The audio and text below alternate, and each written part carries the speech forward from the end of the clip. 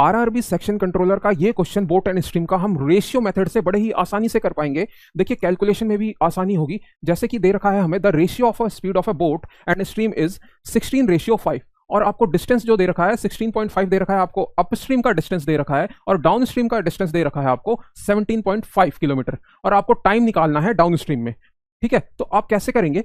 Boat का जो ratio है और आपको वाटर का जो रेशियो दे रखा है 16:5 और ये डाउनस्ट्रीम है, ये अपस्ट्रीम है।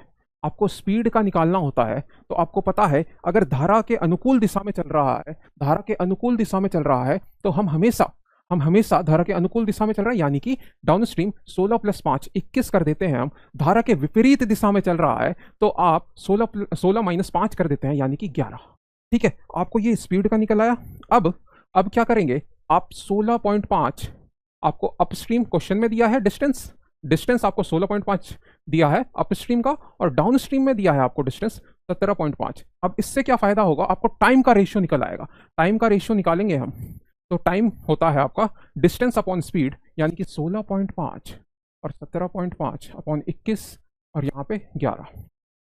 7 2 जा 14, 7 5 जा 35, पॉइंट से पॉइंट काट लीजिए।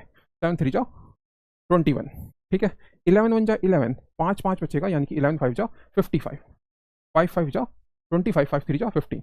अब क्रॉस मल्टीप्लीकेशन होगा, ये 3 इस 3 से मल्टीप्लाई होगा, 3 3 जा 9 और 5 का 5 रहेगा।